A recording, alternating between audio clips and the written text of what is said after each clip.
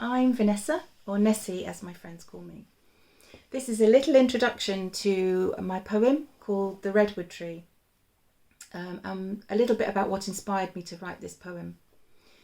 Redwood trees, also known as sequoia or sequoia, not quite sure how to pronounce that, but they are among the oldest living organisms on the planet.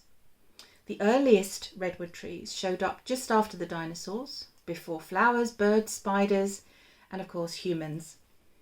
They've been around for about 240 million years, and as all trees are, crucial to maintaining a stable, human-friendly environment, as well as being the habitat for countless wildlife. But redwoods are something else. They are the tree of trees, the king of the canopy. They are the world's tallest trees, taller than pine trees and oak trees, with heights of up to 115.8 metres, which is 380 feet. The average trunk diameter is 9.1 metres, 30 feet. And redwoods are extremely resistant to insects, fire, rot, and flooding.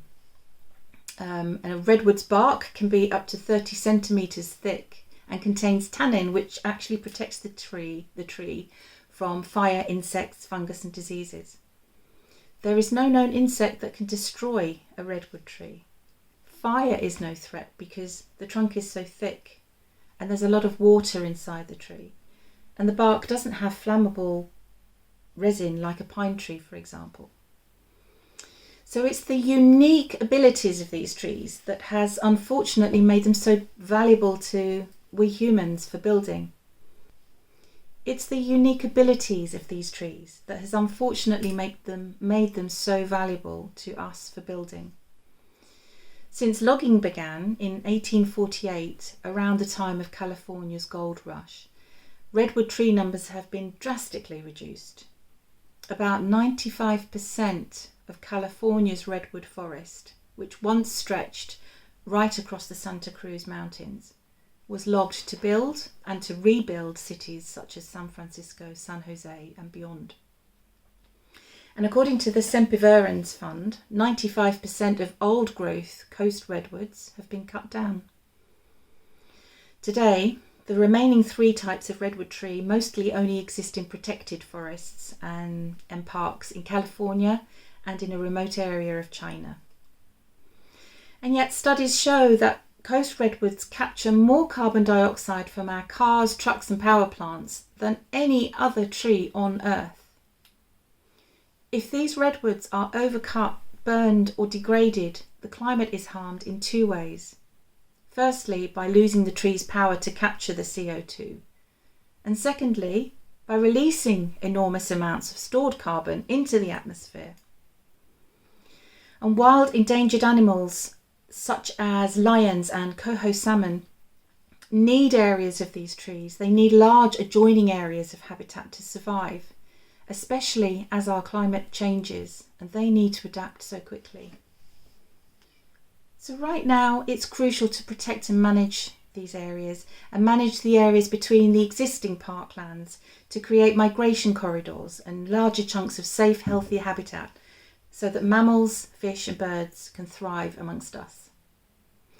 And just before my poem, a couple of fascinating facts. The world's tallest living redwood tree is a Californian redwood named Hyperion, and the height is 115.8 metres, 380.1 feet. The oldest known giant sequoia is 3,200 to 3,266 years old. This is why I was inspired to write this poem.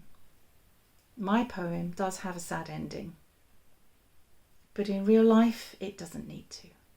I hope you enjoy. "Hello," said the tree. "Thank you for planting me. I think I'm going to like it here." "I love trees," said the little boy. "And I love you. You are a special tree." "All trees are special," said the sapling, "and I will always be here, watching over you and your children's children." "How long can you stay here? How old will you get? Will you live for ever and ever?" His joy made the birds sing and the sun glow.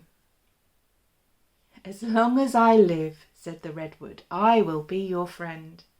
1,000, 2,000, 3,000 years or more." "Wow!" gasped the child in awe. "I will never, ever hurt you. I will always protect you." "And I you," said the tree. "I will clean the air you breathe and nurture your world. I will protect all of nature beneath my arms."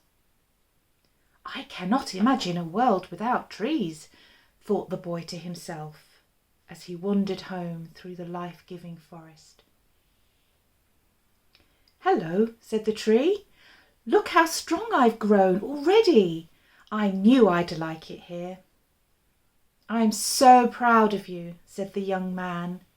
"You never ask for anything, yet you give so much." "Will you teach your children and your grandchildren and theirs too to always protect me and love me?" "Of course I will," said the father. "They will all know how we cannot exist without trees. They will love and respect you as I have always done." "Hello, young lady. I am so sorry for your loss. He was a good man, your father. We knew each other well." "Thank you, dear tree," she sobbed, as she let fall the ashes to the rich earth at her feet. "My father did love the trees so." "Hello," said the tree to the new family beneath his arms. "Thank you for coming to celebrate my 2,000 years in this forest. I still remember the day your ancestor first helped me to take root." "You are such a beautiful tree," said a young boy. "You protect us and give us life. In return, we will always protect you." "Hello," said the ancient tree to the tearful human below. "Why are your people cutting down and killing my kin? Are we too many?" "I do not want this," said the young girl. "But my family have no money for food. We must sell the wood to live." "But you cannot live without trees," said the mighty redwood. "We are the lungs of the earth. We have always been here, watching over you, breathing for you." "We have no choice," said the girl. Her head hung in shame, her eyes misty, looking down at her feet. The tree paused. "But I have stood for 3,000 years. I have protected you. I am home to all the animals. They need me too." The human stood in silence, her eyes still trying to focus on the scarred forest floor, ravaged, in pain, dying. "Fire cannot burn me. Disease cannot harm me.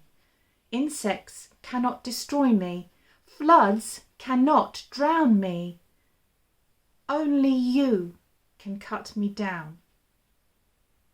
"Yes," said the man, "you are the only tree left. But my people need to eat and keep warm." "But what will you do," said the last tree on earth, "when I'm gone?" The tree breathed deeply. In, out. "I know," said the man, as he started up the chainsaw. "Goodbye, tree. I am truly sorry." "Goodbye," said the tree. I liked it here. I wish I could have stayed.